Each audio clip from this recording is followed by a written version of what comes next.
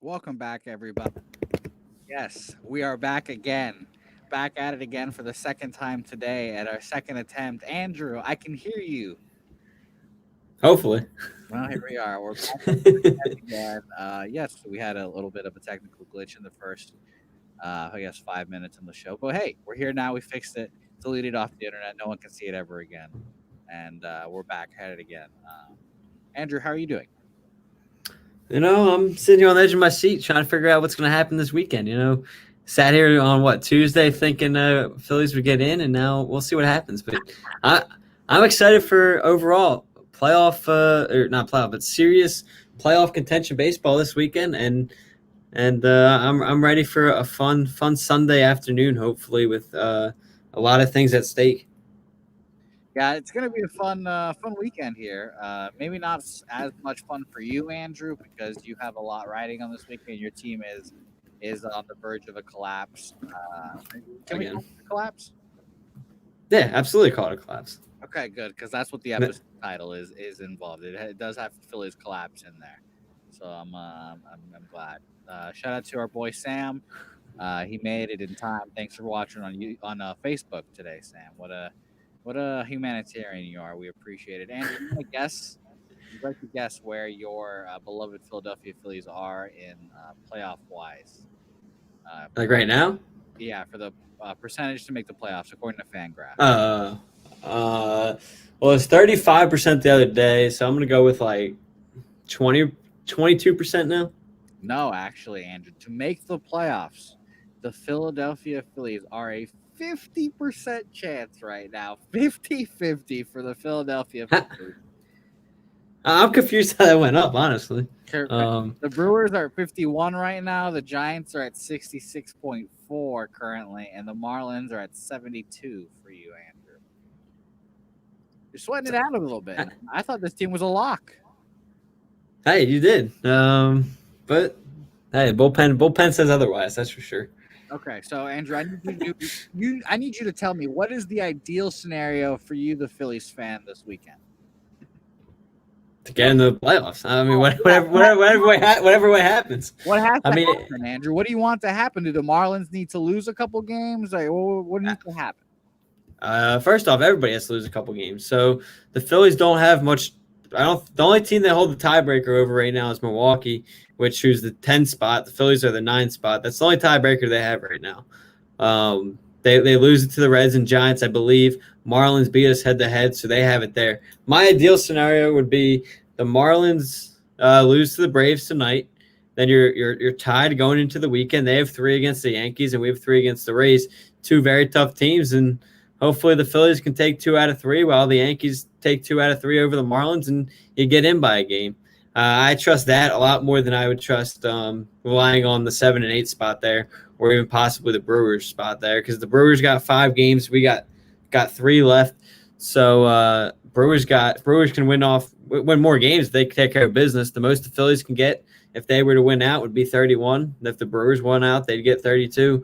So really, the Phillies don't control their own destiny in any spot here. So you're relying on 3 to 4 teams having to lose. Man, that's pretty tough, Andrew. I'm not gonna lie to you. You're in a rock and a hard place right now. So what you're telling me is that the Marlins could go from a 72% chance to make the playoffs right now, and if they lose tonight against the Braves and lose 2 out of 3 to the Yankees, I believe you said, is that they'll be out of the playoffs? If the Phillies take 2 out of 3, say the Marlins lose 2 out of 3 and the Phillies get swept to the Rays, then the Marlins would survive. So I'm just saying that would be my ideal spot there would for the Marlins to drop 3 of their final 4 here down the stretch, while the Phillies take 2 or 3 to the Rays, and the Phillies would get in. Wow. Yeah, that would be really funny. I thought the Phillies were locked up here, but the bullpen has blown up. Lost 2 against the Nationals, correct? They're 3. We lost Monday, got swept in the doubleheader on Tuesday, then won yesterday. Okay, so lost 3 or 4 against the Nats. Now you've got, I mean, at least the Rays don't have anything to play for, Andrew. I mean, they've already locked up the AL East. I guess technically seeding, but I mean, they've locked it up there. So there's hope. I think depending if the A's lose tonight, I think they might clinch the 1 spot there. Because I think they're 3. The A's are 3 back with 3 remaining after tonight. So if they were to lose, well, I guess it depends what the Twins do too. No, Twins are 2 back. So never mind. No, they'll be playing for the 1 spot this weekend. All right. So right now, if you have not looked at your standings recently, we've got the 6th seed. We'll let you go to the 5th seed because it's the San Diego Padres at 4 at 34 wins, and then a huge drop off. We've got the number 5 St. Louis Cardinals. I was about to call them Seattle Cardinals. The St. Louis Cardinals, the 27 and 26 St. Louis Cardinals, and like we said earlier, they have an interesting matchup this weekend. They have 4 against the Milwaukee Brewers, so they need to win those games for the seeding purposes to stay up there. It's kind of funny that they have 4. Of course, they have a doubleheader because the Cardinals are just perpetually behind in the schedule. Yeah, 5. 5. Sorry, yeah, I keep omitting today. Which to what we were saying earlier about this playoff race, theoretically the Cardinals could find themselves out of the playoffs. Yeah. If Brewers take care of business and say they take 4 or 5 or take 3 or 4 from or probably most likely have to do 4, but if they take 4 from the Cardinals and kind of kick them down, and they say the Reds take care of business as well, we could be looking at it on Monday or Tuesday. Yeah, Monday where the Cardinals are out of the playoff or out of the postseason. I mean, it's wild to think about that possibly happening too, but it's what makes this weekend fun. And I will say one thing I like about Sunday, the way MLB does it, is they have all the games basically start at the same time or within 5 minutes of each other. I think that's pretty cool. That way you kind of get all the races coming down to the final second. I'm not a fan of that, Andrew. I'm not a fan just because of what happened to me with Game. I'm not a fan of that. It hurts my feelings. It really just sets you up for emotional trauma just back to back, just immediately. So I'm not a fan. Andrew. I'm not gonna lie to you. The Brewers are a team that is fighting for the bubble, like we said earlier. They play the Cardinals in that 5-game series. So that'll be a fun series to watch. I guess we're kind of doing matchups to look forward to at the beginning of the show. But watch that game because that's playoff implications galore. San Francisco right now playing the Rockies in a big game. They need to win that. If they win this game, Andrew, I mean, they just keep getting better. Going to make the playoffs. These Giants, we had them last in this division. Yeah, I think it's credit to that team for coming out, playing better baseball. And I mean, I don't think it was just us. I think it's a lot of MLB reporters, experts, whatever you want to call them, had them finishing last and missing the playoffs. So I don't think it was only us. But, yeah, they're battling for it right now. They're in a 4-4 game in the bottom of the 8th inning. And your boy Evan Longoria is up, so maybe he can have. There's no doubt. Maybe we can get more clutch drama here down the stretch. I mean, it hurt me a little bit, but yeah, maybe down the stretch here you get more Evan Longoria drama. Yeah, I'm gonna go ahead and put that up. I'm gonna go ahead and throw that on my phone. I'm just gonna keep an eye on that because I know Evan Longoria is gonna do something in the clutch because that's just what he does. It's hilarious to think that this Giants team is in there. I mean, Mike Yastrzemski's he's tailed off. He's not the NL MVP we thought he might be, but I thought they had a really good season. They're going to get smashed in the playoffs probably. I mean, they don't have the pitching. That's pretty plain and simple. They have a bullpen that is not as bad as the Phillies, but, it is still pretty bad. By the way, I think our boy Evan Longoria hit a double. So He did. Yeah. So he's on second now with 2 out. Yeah, well, they just got out the next guy, so it's still 4. So that's over. Oh no, yeah, Daniel Bard. Innings done. Yeah, Daniel Bard, not a big deal. Shout out to Daniel Bard for the comeback player of the year, most likely. But they have 4 against. God, these fucking doubleheaders, man. 4 against the San Diego Padres at home. So I mean, the Padres are again a really good team, but lost a starting pitcher in Clevinger a couple days ago, bicep strain. Will they be pitching everyone? We'll see what they line up. We'll put out there for lineups. I think the Giants have a really good advantage there. And then your Phillies, Andrew, like we said, 3 at Tampa Bay. Whew. I think the Phillies or the Rays will be sitting players, but I think it'll be fun to see what's going to happen here, Andrew. I mean, I know you're going to be stressing, and I can't wait to text you and not get a response for like 12 hours and then hope you're alive the next day. Yeah, it's going to be interesting Sunday, that's for sure. I'm not ready for it. It's a lot of stuff's going to be happening there in the final moments. But hey, it's what we live for, right? These sports moments. Yeah, it's going to be exciting. I can't wait. I can't wait. Moving on, Andrew. Moving on. We have Jeff Pearlman joining on the show. Jeff, well, he's still not in here, obviously. So let's cool it. But Jeff, 9-time New York Times bestseller. He's written a bunch of books on the football league that had Donald Trump owning a team. The USFL. I flew on my mind for a second there. He wrote a book on the Chicago Bears and sweetness, and it's going to be a fun interview, Andrew. It's going to be fun. And now we're not going to really talk about Shaq and Kobe, but this latest book, Three Ring Circus, is about Shaq, Kobe, Phil Jackson, that era of the Lakers, and I'm excited to talk to him. I'm very excited. I think it's going to be a nice little crossover here, and kind of get this great perspective on what happened through some of those years there in LA, and get a insider's information there, and find out some of the things that maybe people don't know, and also some of the behind the scenes things through interviews. So I'm ready for it and excited to have him on. Yeah. Before we get to our man Jeff, I think it's time we should do some best bets.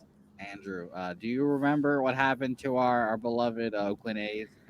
Yeah, we were wrong about that one. I think it was 7-2 final, maybe, or something like that. Maybe even worse than that. Yeah, the Oakland A's got their ass handed to them by the Dodgers on Tuesday when we said to bet them, but they won yesterday, I guess. So if you keep on betting the A's, maybe they'll get a series win today. But Andrew, I've told you I'm going to give you some matchups, maybe some things to look out for, and we'll see where we get to.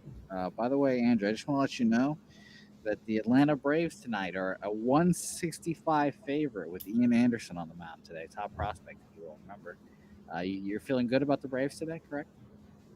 Yeah, I'm feeling good about the Braves. They just locked up the division last night, but they're still fighting for that 2 spot in this race. So I think they'll have something to play for tonight, and they've won the first 2 games of the series.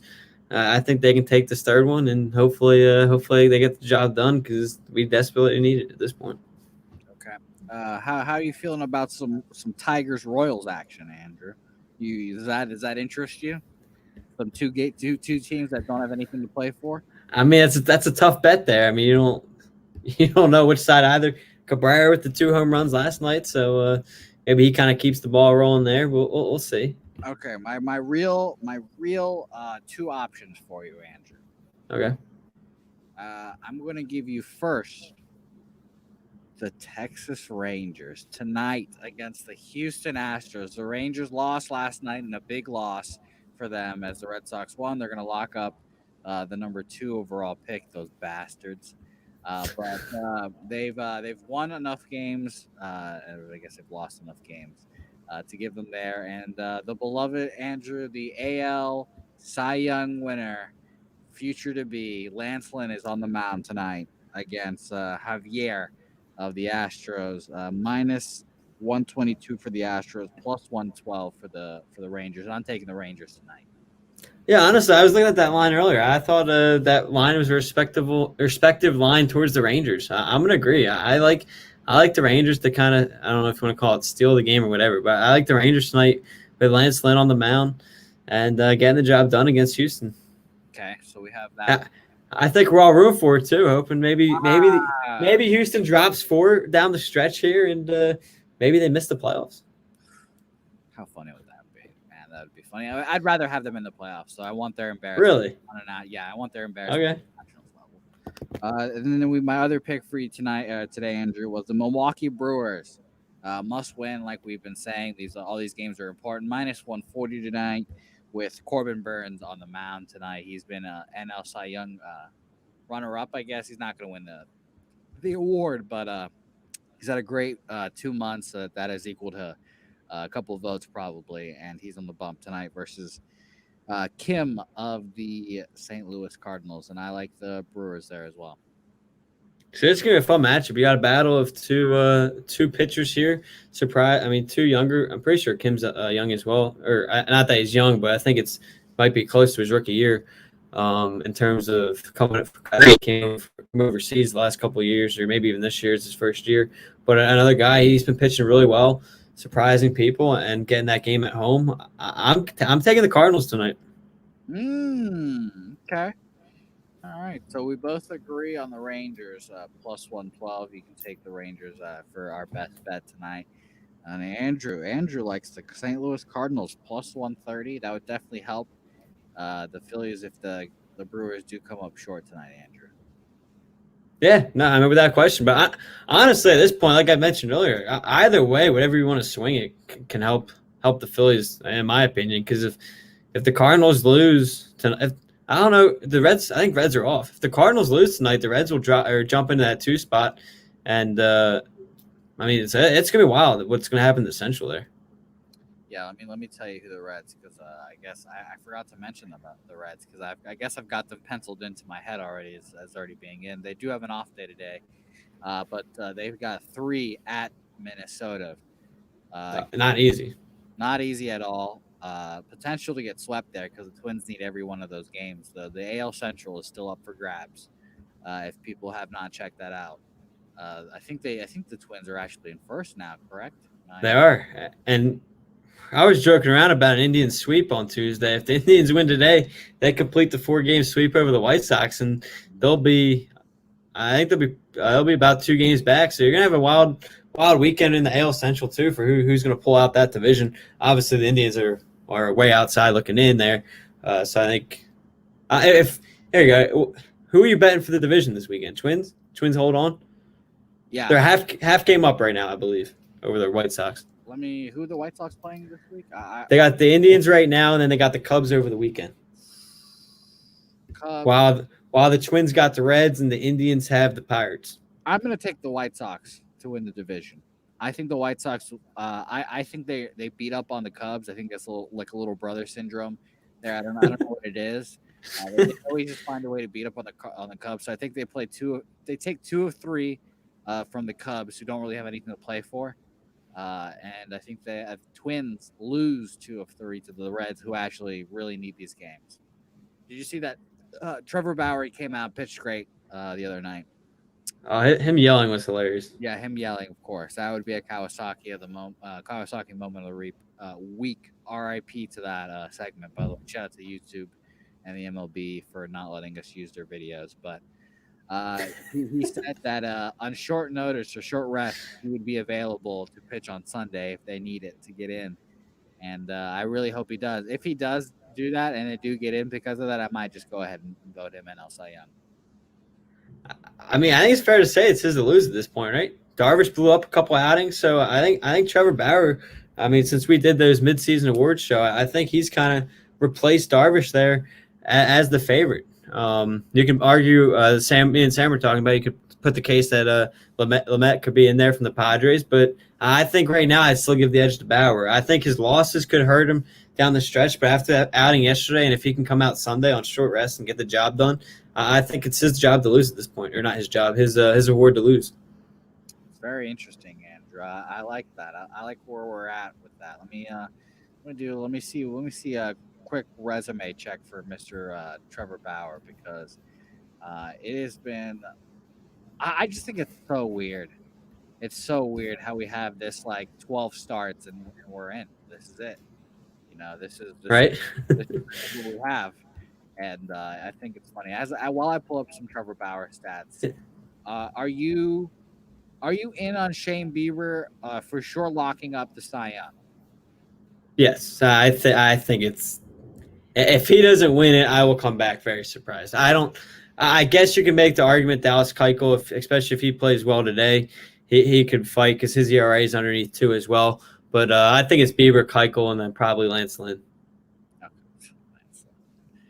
That's funny. Do you think, what are the percentage chance that Shane Bieber wins the MVP, AL MVP? Honestly, I think in a shortened year, that kind of hurts him. I think if he did this well throughout an entire year, I think his percentage would go up a little bit for me. But I think due to a shortened year, I honestly think that kind of hurts him in that sense, because I think they'll look for some of the hitters here.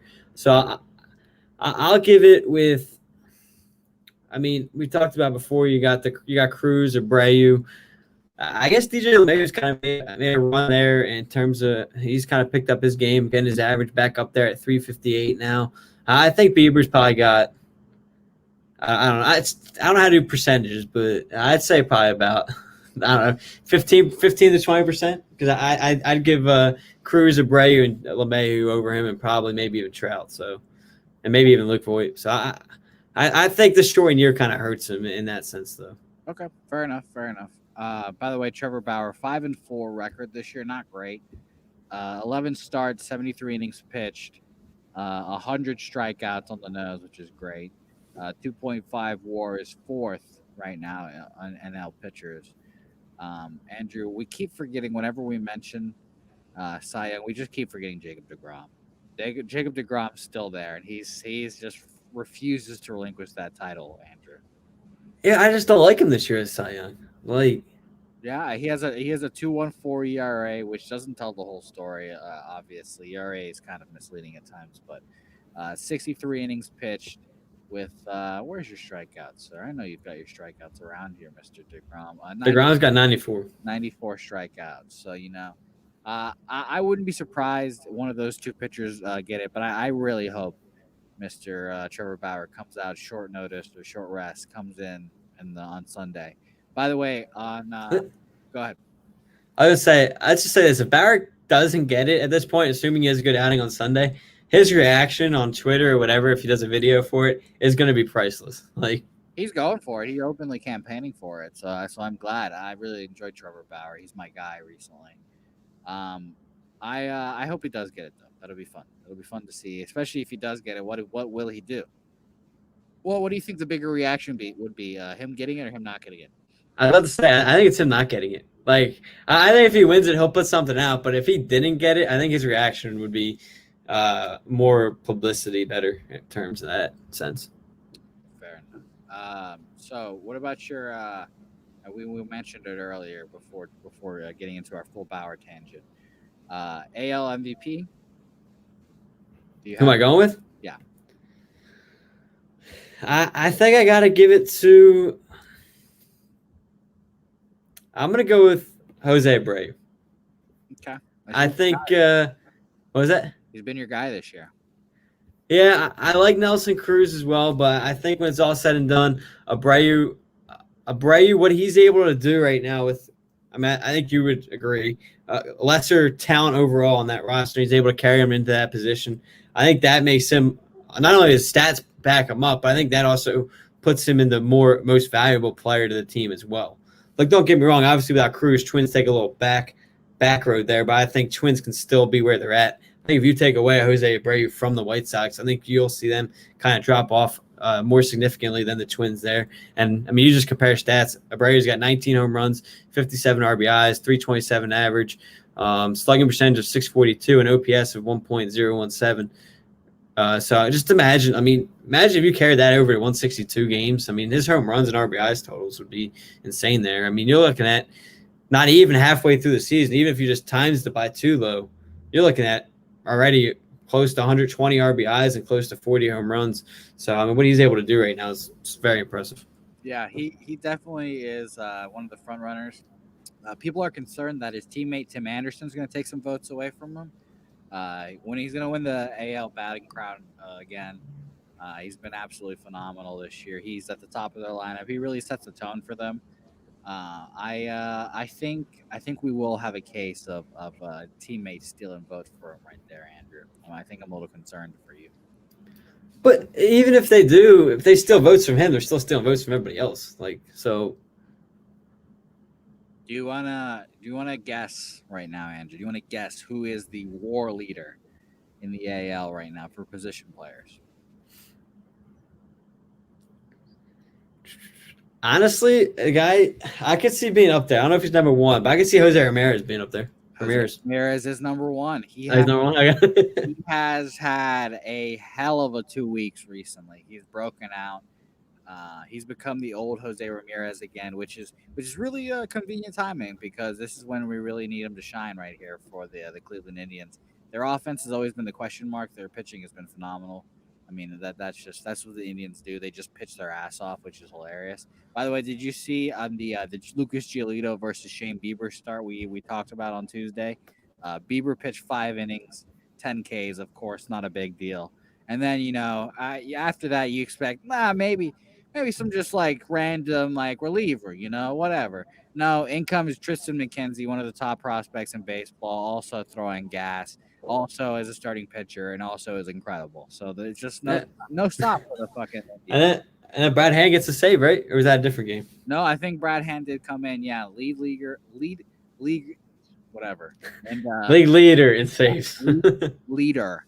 Yeah, those L's are hard in saves. Brad Hand. So shout out to Brad. His curveball is disgusting. But Jose Abreu is number 2 right now in WAR. Jose Ramirez. It's a big year for the Jose's. Hell yeah! Wait a second, dude, we're missing the forest of the trees here. The Jose's are having a renaissance. This is the year of the Jose. Maybe 2020 isn't that bad. Damn. I'm glad we got this. But yeah, so I think it's a 4-horse race. Ramirez, Abreu, Tim Anderson, Shane Bieber. And I honestly, Andrew, I think Shane Bieber takes it. Okay. I'd be pretty cool to see. It'd be what? First pitcher since Verlander? Is that right? I think so. First pitcher since Verlander. I also read another stat. Shane Bieber is the first pitcher to win the pitcher triple crown. Andrew, do you know what goes in the pitcher triple crown? Would be strikeouts, ERA, and innings pitched. I think it's wins, Andrew. Wins. God, why does the MLB has to make everything so damn complicated? See, that surprises me because everyone talks about how wins don't mean that much in terms of like stats, just because people don't care about the regular triple crown now. Everyone's like RBIs, stuff like that. Batting averages to So, what do you think is more impressive, hitting triple crown or pitching triple crown? The hitting triple crown for sure, but Shane Bieber 8 wins, 8-1 by the way, 8-1, 1.63 ERA leads the league, most wins, 8 unless Mr. Garrett Cole, Yu Darvish, Zach Davies, Max Fried, or Marco Gonzalez pick up a win. If they somehow pick up a win, then they'll tie his 8th. Marco Gonzalez has 7 wins. What is going on? That's weird. So I wonder, do you count a tie as still winning? Yeah. So then I think he almost has it locked up in the wins case because Cole can't pass him. Yeah, no, it definitely does. He has 22 more strikeouts than the second leading person, who is Trevor Bauer at 100. His whip is, oh my goodness, his whip's 0.87. That's disgusting, and it's really good. By the way, Kenta Maeda, apparently he finished with the second best whip of all time in a season at 0.75. Trevor Bauer 0.79, and Shane Bieber 0.87. That's incredible. I mean, fan me off. Need some milk. I think MB Bieber gets it though. I think if he gets the triple crown, you're probably right.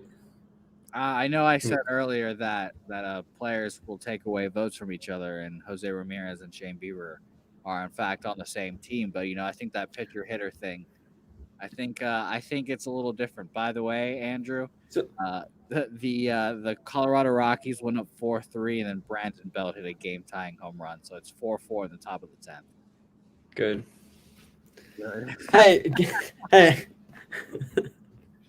Good. I'm telling you, I believe in the Marlins losing more. So that one is the one I really need to see happen. Don't get me wrong. I want to see the Rockies win, but I think the Phillies chasing the Marlins at this point is more realistic than chasing down. Well, not more. I mean, it's all within close to the same. But if the Marlins lose tonight, I think that one's more likely than getting the 7 or 8 spot, which should be interesting because I mean. I'd rather that second spot, obviously, because I think everybody would rather face the Cubs and Dodgers. So I wouldn't hate being that 6th spot. Yeah, hey, I agree. I'll agree with you there. By the way, our boy Sam, shouts out Royals legend Alex Gordon for a hell of a career. He did have a hell of a career. My friend, who is a Royals fan. I have a friend that's a Royals fan, Andrew, and it's pretty weird, honestly. Okay. He hasn't been into baseball, and he just kind of latched onto the Royals because he's a big Kansas City guy. But Alex Gordon, if I could find this dang screenshot or tweet he sent me, Alex Gordon just racked up the accolades over there. He's I can tell you right now, he's first in Royals history in hit by pitch, which is really what matters, man. What really matters. He's top five in a bunch of statistics. He's had a great career, and he's won a World Series there. Bless me. Bless you, bless you. Thanks. But yeah, he's done a bunch of great things. So shout out to Alex Gordon. I'm tired of looking for Alex Gordon stats. I'm not even going to bother anymore. But he also asked if Jose Abreu is close to the Triple Crown, which leads us to the hitting stats. DJ LeMahieu, by the way, hitting 358, leading the league. That's fucking incredible.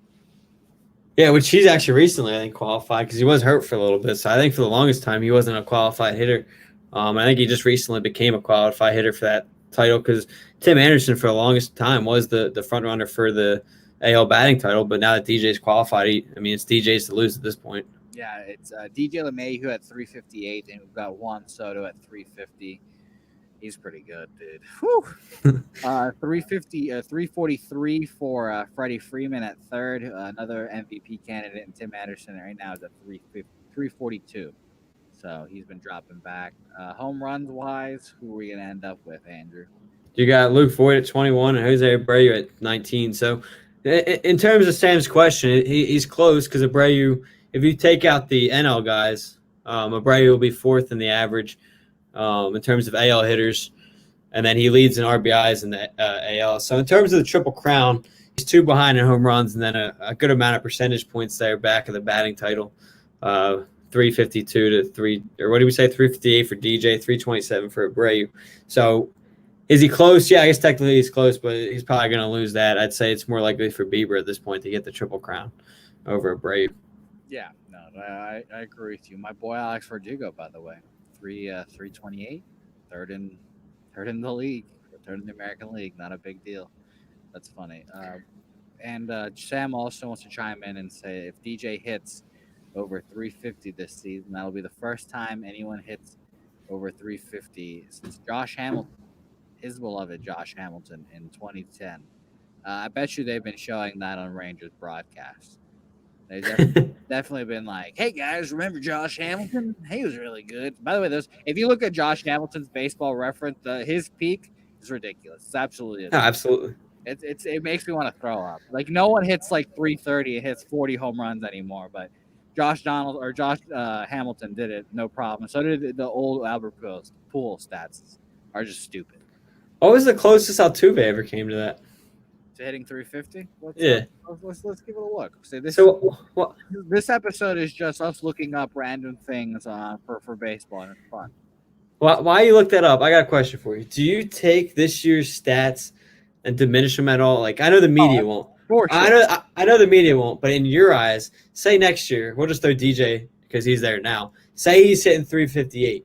Would you say it's the first time someone did it since 2010 still? Or would you say it's the first time someone's hitting 350 since last year? I know what the media will do and stuff, but what would you do? I would say that it's the first time since blah, blah, blah that someone did that, and then I would have a little asterisk right there and on the footnote, and I'd be like, remember the 60 games, though. That's I would just remind everyone. By the way, good old Jose Altuve, his highest average hitting season was 2017, of course it was, at 346. Okay, so he's close. Yeah, he had one. He had another one at 341 in 2014, but that was before the cheating. Allegedly, sure. But I think another way you could put it is he would be the first player to hit over 350 in 162 game season since blah blah blah 2010. Yeah. No. Instead of having the footnote stuff, I don't know. Yeah, well, I agree with you though. I'm excited to see how all this stuff turns out though. I think it's hilarious that Shane Bieber literally finished 20 strikeouts, 22 actually to be exact, 22 strikeouts ahead of second place for strikeouts. That's ridiculous. I really, and it boggles my mind that he's not like the lock shut MVP candidate when you have dudes hitting 350 and hitting like 20 home runs. Yeah, I think another one. I mean, we always talk about DeGrom and how good of a strikeout pitcher he is. I think I think DeGrom has a significantly amount. I think he's like 15 less innings. But I think you just compare those two because DeGrom's been the strikeout guy I think everybody's been going to in recent years. Just compare those two from 122 to 94. I mean, even that's a pretty good, obviously a pretty good difference. And again, I think DeGrom's got about 15, close to 15 innings less than Bieber, but I don't think there's 15 innings are going to make up that many strikeouts. I could be wrong, but I think that's kind of impressive there. That I think Bieber is obviously we expect him to be a good pitcher, but for him to kind of take that pass over to Grom as well, I think is a pretty cool feat this year as well. Yeah, I think I'm selfishly wanting DeGrom to win it this year so he can have three straight Cy Youngs and then go for his fourth next year. Okay, has anybody ever won it 3 straight? Why don't you look that up real quick, Andrew? Okay. Look that up while I tell the people about a little thing I heard recently. So as you drive, I listen to podcasts quite frequently. I listen to them often, and I listened to this clip of one the old R2C2 podcast. Shout out to CC Sabathia and Ryan Rucco. CC Sabathia and Mookie Betts are actually good close friends, Andrew. They're very close. They have a bond, blah, blah, blah. And they talk in the off season. And he was on the podcast recently, and he talked about the whole Red Sox trade saga. And on said podcast, CC Sabathia asked him, he's like, well, I mean, we only heard one team. We only heard that the Dodgers were interested. Was anyone else interested in you? And an obvious question is, yeah, but who, Mookie? And he said that it was 2 teams, basically. It was the Los Angeles Dodgers and the San Diego Padres going for Mookie Betts' services. Now, Andrew, I just want to run a hypothetical by you real fast. Imagine if the Red Sox are like, you know what? The Dodgers, screw them. Their deal's not good enough. We're going to take a crappy deal with minor league players, and we're going to take that from the Padres. And the Mookie Betts goes to the Padres and teams up with Tatis and all those guys. How would you feel about this Padres team? I'm not going to ask you if they're better because they obviously would be better, but are they better than this Dodgers team right now? Take off Mookie Betts from that Dodgers. Are they better than them, or are they World Series favorites? I would say right now they would be, yes. Coming into the year, I think I would not have put them in front of them. I think it would have been close, but I don't think coming into the year we would have said, or at least I would have said that. I think obviously seeing what developed throughout the year, now I would say yes, they would have more talent, or yeah, they would have a better chance of winning the World Series with Mookie Betts than the Dodgers would. And I still think that they have, because the Red Sox obviously they were not looking for a haul of prospects for Mookie Betts. That is what we saw. They were looking for. I think it would have been something similar to the Mike Clevenger package to get Mookie Betts. I think it would be less than that, and I think the Padres would be able to swing Clevenger on that team too with all their farm depth. I mean, we raved about them. They didn't even trade a top 10 prospect in their system. That whole trade deadline. So I think that would make this Padres team just electric. But how fun would that have been? Mookie Betts, Fernando Tatis, like that's the Machado. Yeah, I always forget about Manny Machado. I just think the Dodgers are like the Death Star. They're so good. Blah blah blah. Going to the Padres would have been so fun. No, absolutely, I agree. That would have been a fun destination for him. I think it would have been funny having him and Machado on the same team. I feel like I don't know. I feel like they have similar attitudes in a way. I don't know. No, Manny Machado, I just think he's a dickhead. So shout out to Manny Machado for ruining Dustin. Hey, you always hated Manny Machado. That's true, Manny Machado. I shout out to Joe Pistiglione for never calling him Manny Machado. It's always Machado, which was just the best. I enjoyed it very much. So I got her answer. Okay, please enlighten me. So this actually surprised me real quick. Only 11 times his pitchers won back-to-back. Yeah, that was kind of a surprise to me. I thought it would have been a little more than that, honestly. Okay. But in terms of winning 3 in a row, it's happened twice, and that was Randy Johnson from 1999 to 2002, which is 4 seasons. And then Greg Maddux as well, 92 to 95, which is also 4 seasons. Only 2 pitchers have done it. Yes. I also thought this was interesting. He didn't do it in consecutive years, but Roger Clemens won back-to-back Cy Youngs twice. And what's interesting about this, I know he had the steroid issues and stuff, but I still find it interesting is the gap between the two. He won in 1986 to 87, and then he won in 97 to 98. I know what he did, but I still find the gap issue there pretty Roger funny. Clemens is my best friend, Andrew. We had dinner before. I mean, I watched a basketball game with his family. We're basically like this, Andrew. I can make those jokes about Roger. Okay. You know, you got a picture with him and everything too, right? Yeah, I do, Andrew. You want to see? I have the picture. It's in my. No, I believe you. I'm pretty sure you sent it to me. Later, obviously. I look at it every day. I believe you met. I mean, I remember you sending that to me when you saw him or whatever. So Andrew, I've done some more research. This is kind of our episode of just like looking up stats at the end of the season and just being amazed by them. I wanna give you a little bit of trivia here. Want some trivia, Andrew? Oh, I'm always down for some trivia. Okay, Andrew. It's this season trivia. I'm gonna ask you a pitch, and I want you to guess who do you think had the best version of this pitch according to Fangraphs. Okay. This first one you'll never get because it is absolutely baffling, but it makes sense. Best fastball. Are we going out the whole MLB or just a specific league? All the pitchers in baseball. Best fastball? Are we going? Honestly, the sleeper here, I think, could be Sixto. It is not. No, I don't think. I do not see Sixto on here. I don't think he qualified for this Fangraphs. So, AL or NL? Give me a second guess. AL. AL. Told you it was a surprise. I mentioned him earlier. I was about to say, is it Gonzalez? It is, in fact, Marco Gonzalez. I was going to say, by your reaction earlier and then that one, I was going to say Gonzalez. The best fastball in baseball, Marco Gonzalez. Number 2, it was Trevor Bauer this year. That makes sense. Number 3, our boy Lance Lynn. Number 4, Phillies pitcher Zach Wheeler. And then number 5, we've got Lucas Giolito. Hilarious to see Marco Gonzalez leading number 1 right there. So shout out to that. Number 2, best slider. And this is not even close. Like, not close meaning I should get this easier, not close meaning the difference. This has been the best pitch for this pitcher, and I see it on Pitching Ninja every time he pitches.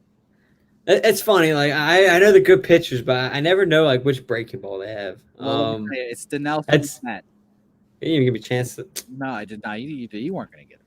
I was not going to guess that. I will admit that. But Lamet has if we're gonna, I'm not sure exactly. I forgot what goes into these stats, but Lamet's slider 18.1. The next best slider is in fact Trevor Bauer's at 7.6. So Lamet, and if you don't like numbers, just go watch like the Pitching Ninja feed whenever Lamet pitches. You'll just see the sliders. He just refuses to stop throwing sliders, striking out people with them. And you know what? I commend him for it. Real quick, since we're talking about him, where do you have him in the Cy Young race? 2, 3? I would bring him down to like a 3 or 4. Yeah. 3 or 4. Yeah. So who's 2 then? Who's 2 behind Bauer? I need to see it. You know, Andrew. I need to see everyone's body of work at the end. You know, Andrew. And okay. Once we do that. I'll let you know. Okay. I'll let you know. Don't you worry about that, Andrew. Best cutter. It used to be just right every time. Did you say best cover? Cutter. Oh, cutter. I don't know. Let's go Darvish. No. Darvish is third. Good guess. We've got Dallas Keuchel at first and Corbin Burns at the top. You want to talk curveballs, Andrew? Curveball is Zach Wheeler. Or not Zach Wheeler. I don't know why I was going to say Clayton Kershaw. No, I don't think Kershaw pitched enough this year. Did not qualify. Really? Mm-hmm. I don't see him in the top 20 unless his curveball is now just trash, which I just refuse to believe. So don't think too hard about this one. Best curveball. Shane Bieber. Thank you for the answer, Andrew. Shane Bieber. Right behind him, though, Adam Wainwright. Still getting it. That's surprising. Still getting it. I see you, Adam Wainwright. And then I'll end with the best changeup. Best changeup. Let's go with Shane Bieber. No, it is Zach Davies of the Padres. Zach Davies of the Padres with a 9.4 changeup. Right behind him, Kenta Maeda at 7.8, and then Hyunjin Ryu at 5.9. Really? Yeah, of course. We love good pitching numbers. That's my favorite part about Fangraphs, being able to go into the pitch value and just see whose pitch is better and who has the best what. It's a good time. Yeah. Real quick, Kershaw's made 9 starts. I'm surprised that doesn't qualify because I think everyone else is only at like 11. Well, then it means his curveball just might be garbage. That might be just what it is. I wonder what they're saying qualifies this year for in terms of this kind of stats. Yeah, Major League Baseball is all over the place. Let's see. I'm sure it tells you. See, to qualify, a player must have 1 inning pitched per team game. So you have to have more than 6 innings. So yeah, by the end of the year, you gotta have more than 60 innings. That makes sense. So I don't know how many. It's easy, MLB. We appreciate you. Let's see, 9 starts. Say he has averages 6 or 7 an outing. You're looking at about 63 innings pitched if he averages 7. So I guess he's not averaging 7 per start. I'm looking. I did the little research. He has 54 innings pitched this year, so he just barely doesn't make it. So hopefully, if he has one more start, I would expect him to qualify. I don't think he's making. There's no way he's making another start. That's true. There's no way. He's pitching game 1 against whoever the hell comes in. So, ready for some Evan Longoria? Oh. Bases loaded. 4-4 still for the Giants. 1 out. Evan is up to bat. Of course he is, dog. He does this every time. Nope, he didn't get it done. Fielder's choice 6-2. Thank goodness. If there's someone I love to sport, it's Evan Longoria, man. I'll tell you what, though. I think he would have got a single, but Colorado went with the 5-man infield. The 5-man infield. I love you. Man, baseball is so fucking weird now. Baseball is so weird. It's so fun how weird it is. You know what? Game's on the line. We got the bases loaded. Let's just stick everyone as close as we can. Everyone as close as we can is batter. And Evan Longoria can't lift it up over them. It's awesome. It's awesome. Hey, it's the risk you take there. I'll never forget the first time I saw it was in the 2008 World Series when the Rays did it to the Phillies. Oh, the Rays. And Madden. That man. Yeah, and your boy Evan Longoria overthrew whoever was catching for the Rays at that time, and the Phillies walked off. Joe Madden had the right game plan, but he overthrew the catcher. Hate to see it there. Well, Andrew, it's getting about to that time, and we haven't had a Jeff sighting, so might have to shut it down, and we'll just schedule Jeff for I don't know, Tuesday, Monday, who knows? He's been a big guy, so I don't blame him for not dropping by. It's been an interesting week for him. Literally every time we're preparing for the interview or whatever, I'm taking notes, I'm reading the book, doing all that thing. I look up, watching ESPN in the background, and I'm like, is that Lakers stuff? Are they talking about the Lakers game tonight? Oh no, there's Jeff. There's Jeff again. The Three Ring Circus, which is a great book. Everyone should go get it. We'll pub his book anyways because we're great people. But go pick up his book. It just came out this week, Three Ring Circus. We hope he becomes a 10-time New York Times bestseller before we see him. Maybe we can call him the Bill Russell of New York Times bestseller. Bill Russell here. Yeah. No, we'll find a way to get it done. Hopefully. Like you said, I'm not worried. We had a technical malfunction at the beginning. Yeah, it happens to all of us. It happens to all of us. It made everything so much more fun.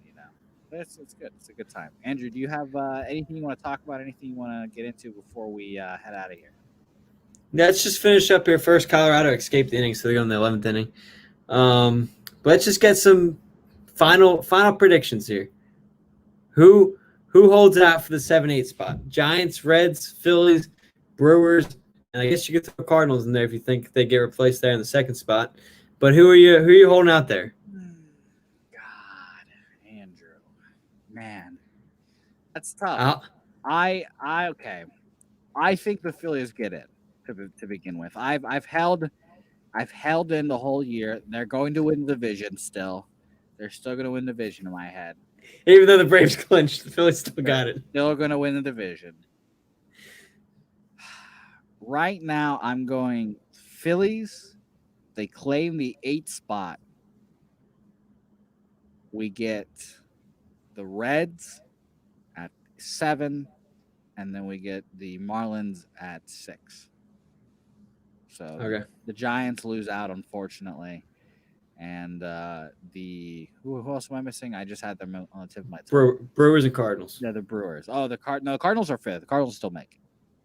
Well, I know, but if the Brewers beat up on the Cardinals, you could see things shift that way. Yeah. I just don't think the Brewers are that good, to be honest. I don't know. That's fair. I don't disagree. Is that just me? Am I just prejudiced? No, I've never been high on the Brewers, and I think I don't even know what Christian. I've barely heard Christian Yelich's name this year. So yeah, he's taken a year to recover. That's fine. Yeah, that's fine. This is the year to do it. This is the year to do it. That's it. That's why the Red Sox were like, Chris Sale, hey, that elbow, get that stitched up, man. Go do that at the beginning of the year. They weren't like the Astros and like Verlander. Keep trying to work it out. Maybe we can win something this year. Like, nah, dog, just cut it out. Do it now. But I've got those who I got. Tell me who you got, Andrew. I'm gonna go with. We'll throw the Phillies in there. Let's go. I got high hopes. Zach Wheeler and Aaron Nola got to be the guys that we need them to be. They're going Saturday and Sunday. You have to win those two games. Sunday. Nola. Wheeler's going Saturday. Nola's going Sunday. Hell yeah. And then if we get in, we'll have to go with Zach Eflin on game 1 probably. We just throw game 1. We throw game 1. That's fine. We don't need game 1 anyways. Hey, Zach Eflin's actually pitching really well. Sure. Yeah. Mm-hmm. Anyway, he came up bigger than Nolan Wheeler this week. Yeah, he won a must-win game. That's what they call him, big game Zach Eflin. Hey, he went 8 innings. Of course. But I'm going different though. I'm going Marlins missed the postseason. They'll lose tonight. They'll lose two or three, or get swept to the Yankees. I don't think they'll be able to handle the pressure here down the stretch. And then I'm going to go Reds get the 7, Giants get the 8. And you have your finishing 6th then. Yes. Maybe a little bias there, but you know what? I think if the Phillies are to get in, it's going to be through the 6th window there rather than the 7th or 8th. So I got optimism in the Marlins losing. So hey, yeah, and it looks like I'm wearing a Phillies jersey, but I'm not. I'm just wearing my Red Sox shirt still. Man, you had me fooled. I thought it was the Phillies. Yeah, I mean, I was ready. I had my pinstriped Reese Hoskins jersey. I got my Hoskins T-shirt on. Yeah, well, Hoskins unfortunately died recently with his elbow. Yeah, he might need Tommy John. Yeah, he's gone from our lives for a while now. Let's do some award race guesses. Let's lock those in real quick. Okay. You asked me earlier for my NL Cy Young. I'm looking at the stats right now. I'm just gonna go ahead and give it to Trevor Bauer. He wants it. He's gonna pitch again on Sunday. I think he's gonna get the win. He's gonna get them in the playoffs. 5-4 record's not the best, but no one cares about win-loss record anymore. He's got the most strikeouts. He's got 73 innings pitched. He's an electric show, and I love watching Trevor Bauer. Quick question for you. Sure. If say the Reds are 1 game up, they haven't clinched yet, going into that day. Obviously, Bauer wants the ball, but if you're David Bell, are you holding out, seeing how the game develops, maybe throwing a relief spot to save him for game 1, or are you just throwing him? You got to win the game. I'm throwing him. I'm getting him in, and I'll be fine with Luis Castillo. throwing game too. That's fair. He's That's fair. just as good as Trevor Bauer. He's just unlucky this year, to be honest. I agree with you 100%. You got to win that game before you look at tomorrow. Yeah. What about you, Andrew? Who's your NL Cy Young? I'm gonna say Trevor Bauer finishes it out, whether he pitches on Sunday or not. I think he gets. I think it's his job or his award to lose. Yeah, shout out to you, Darvish. You had a great year. Shout out to Jacob deGrom. I low key hope you win it, Jacob deGrom, but it happened. AL Cy Young, Andrew. Let's both agree. Bieber. Absolutely. Cool. Bieber is going to win it. We've got that. The NL MVP, Andrew. A very tightly contested race. We've had Fernando Tatis. We've had Mookie Betts. We're having some Freddie Freeman. Everyone's been high on Freddie. What are we doing here, Andrew? I just want to give this guy a shout out real quick. And maybe you're picking him, but he's a guy that hasn't been talked about much. Sure. I think, one, because of how bad his team's been, and two, because he had I'm not picking him then. If his team's bad, I'm not picking him. Okay, but I still think his name should be thrown out there. Okay. One, his team's bad. Two, we got a late start to the year. But that's Juan Soto. I mean, let's talk about what this guy's done. He's only played in 44 games so far. Had a late start to the year. I think he had we still don't know because he had some positive, some negative tests. Nobody knows. Who knows? But anyway, in those 44 games, he's already hit 13 home runs. He's hit 349, as you mentioned earlier. OPS of 1.185 and 37 RBIs. I don't think he's going to win it, but I think he deserves to be mentioned there with significantly less at bats. Still has had a fantastic year. Yeah. And I think his name should be thrown out there just because it's kind of been overlooked, I feel like, a little bit this year. Yeah, if his team didn't suck, he'd be right up there. He's one of the best players in baseball, and he's like 12 years old. And that's hilarious. So who's your Andrew? Now, my winner for the year, and this, I'm going to see where you go because, as you mentioned earlier with the stealing votes, it's going to see what happens here because I think you can look at two guys stealing votes from each other and almost two guys that might be front runners. But listen, I know you hated it before when I mentioned him, but I'm going to mention him again. And I got to give Marcell Ozuna a shout out here. To win? I think he should. Are we just shouting him out to shout him out? No, to win. It leads the NL in home runs, leads the NL in RBIs. He's hitting 327 on the. He's basically having a Jose Abreu season, honestly. On base percentage of 415, it's a fantastic number. An OPS of 1.041. And honestly, I think his biggest competition is it Freddie Freeman. Are they going to steal votes from each other? Maybe they cost each other the award here. But I'll make another argument here off of where you go with this direction right here. I think it's Fernando Tatis Jr. To be honest, I don't care if he's tailed off. Manny Machado has been great. Mookie Betts has been great. However, let's all as a baseball watching journalism fan community, why don't we just lock arms together and just give Fernando Tatis Jr. the MVP and make him the superstar that he needs to be for this game to grow? How about we just do that? No one's gonna complain if Fernando Tatis is the fucking MVP. I will. You're gonna go, Freddie Freeman deserves it. You know what? Tatis is even top 3 at this point with his drop off. What? He's second in WAR. He has 15 home runs, 11 stolen bases. Like what? Who's having the better year, Ozuna or Tatis? Ozuna. No.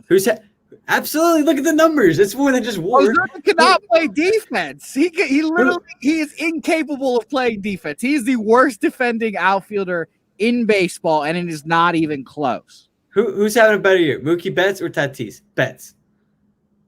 Yeah, I would say Betts does have better numbers. He has more home runs. He's got more. I think he has like 2 less runs. Fernando Tatis doesn't even lead his team in average home runs or RBIs. You can make the case for Machado. Okay, it's not all stats. There's narrative in this. I'm sorry, Andrew. Like I said, let's all come together. Let's all make Fernando Tatis the MVP, the rightful star of the Padres, the new young team. Let's all just do it. Give him the award.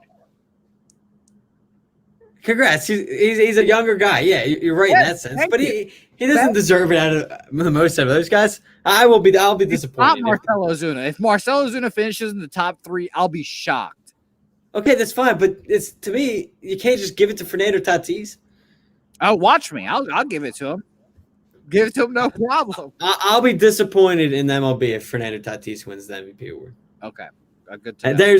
there's better options out there than Fernando Tatis. Okay. Well, I hope they specifically give it to him now, just to disappoint you. By the way, we forgot to mention this, but I think we have to mention this at least once a show. Oh, we didn't get here yet. Rookie of the year. I guess we do MVP before Rookie of the Year, but this is what we do. NL Rookie of the Year, Andrew. Just go ahead and say it. It's Alec Boehm at this point, right? There's no one else.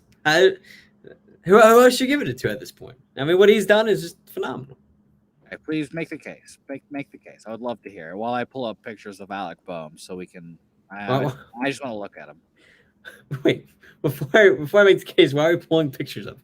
Anyway, he leads rookies in RBIs, in batting or qualified batting average. I believe at least. On base percentage is over 400.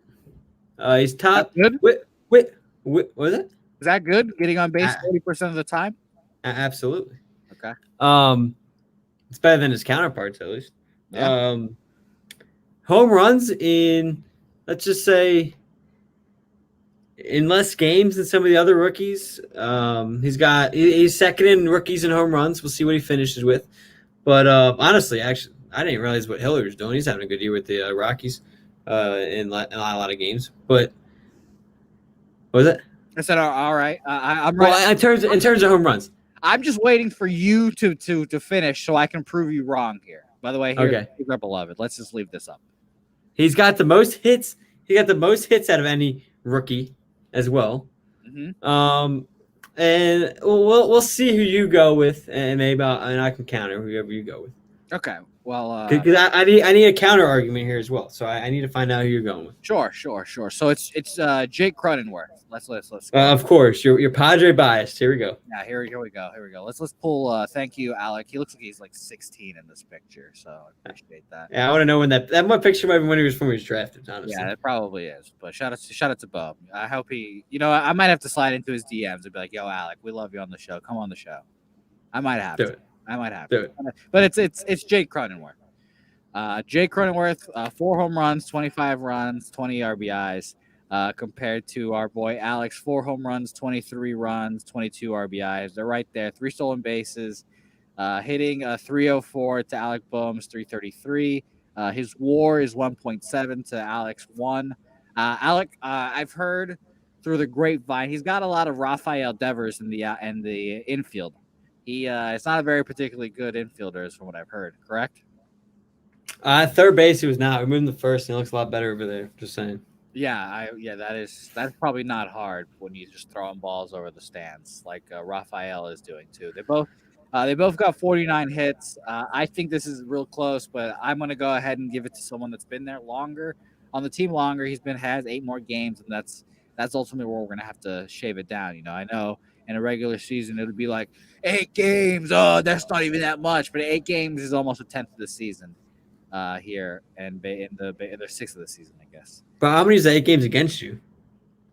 Alec Boehm's played in 8 less games, and he's tied in home runs. Already has more RBIs, tied in hits, a better average, better on base percentage. Yeah, hey, and you know what? To me, what Alec Boehm's done in 8 less games is more impressive because if you add those 8 games, Alec Boehm's going to be beating him in all those. Yeah, but you know what, Andrew? It also helps when you can play multiple positions around the infield and outfield, and your team is just significantly better. That's more of an MVP vote there in terms of your team being better. Like, what does that have to do with the rookie there? I don't know. The rookie helps. I mean, he contributes to wins. Who contributes to more wins, Cronenworth or Boehm? I think it's Cronenworth. Boehm. Padres seriously though. Padres are so well off in having Manny Machado, Fernando Tatis, Lamet. I know Clevenger's hurt now. But they're well off there. Alec Boehm is more impressive what he's doing, jumping into a lineup with a Bryce Harper and JT and already being the 3-hitter. I'm not gonna give Boehm more props for the Phillies just being trash.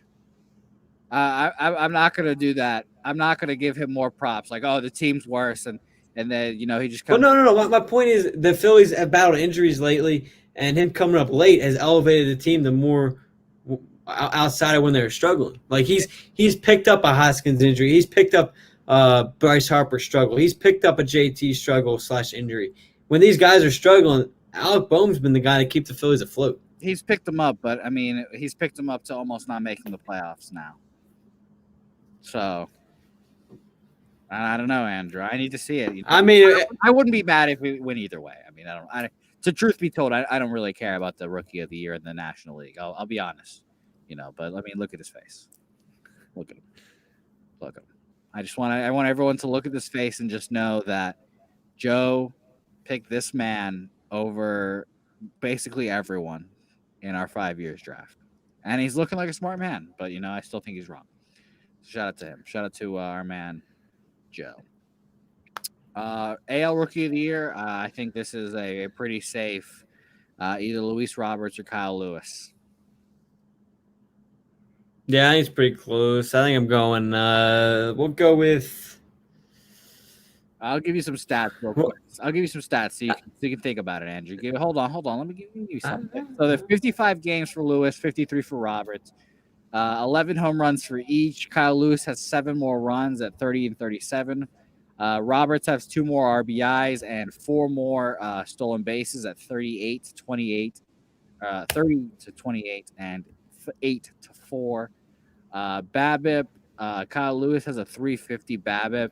He's hitting 277. Roberts hitting 220. Roberts has kind of dropped off in the last couple of weeks. White Sox fans are actually pretty concerned about him. Kyle Lewis has a WRC plus of 137 to Roberts 97, and his WAR is 1.9 to Luis Roberts 1.5. Actually, this is something that's pretty weird. If you would have told me, I thought you were crazy before the year. Offensively, Kyle Lewis is a 12 right now. Luis Roberts is 0.2. Defensively is where Luis Roberts really makes up that ground. He's a really good defensive center fielder. 5.4 in defense to Kyle Lewis is negative 0.8. But I'm going to go ahead and give this to Kyle Lewis. I think the stats kind of back him up. Luis Roberts tailed off at the end. I know how important Luis Roberts has been to the White Sox success. I know people are going to be like, you just said the Padres. I was about to say that. but I'm gonna go ahead and give this to Kyle Lewis. By the way, Andrew, we're running out of time. I just realized what time it is. You've got places to be here soon. That's all good. I'm gonna agree with you. I'm gonna go Kyle Lewis here. For me, that average really hurts Robert. 220 compared to 277. All the other stats are kind of close there, but that average on base percentage is where it really takes a toll. Okay. For me, if I was a voter. All right, so we've done Cy Young, we've done MVP, we've done Rookie of the Year. Coach of the Year, real fast. Just quick guess. Coach of the Year, man, don't hate me. I'm blanking on the name. Manager Kevin Cash or Jace Tingler? No, Jace Tingler. It's Tingler, isn't it? Tingler yeah, for the Padres, and Kevin Cash is on the Rays. So, do they do AL and NL? I think they do. So yeah, those will be my picks then. There you go. Funny how that worked out. I would have to give it to the Giants. Give it to your man on the Giants. Go ahead, give it to him. Oh no! That's why I said the Padre. I forgot his name. Yeah, that's a lock. I'm thinking about going. Again, I don't really know his name. I'm thinking about the White Sox guy. Yes, he's new. He's because the funny thing about managers is that no one knows their names anymore because they don't matter at all anymore. Rick Renteria. Yeah, Rick Renteria. There you go. But I think I know what the Rays are doing. No one expected that being first in the AL, so that's impressive in itself, and he'll probably win it. But is it more impressive, even though they were still expected second in the AL East? Is it more impressive what he's done, or put the White Sox in a position to win the AL Central, which nobody even had him coming close to doing? It's a fair argument. I could see it that way, but I'm going to go ahead and give it to Kevin Cash because everyone had the Yankees finishing number 1.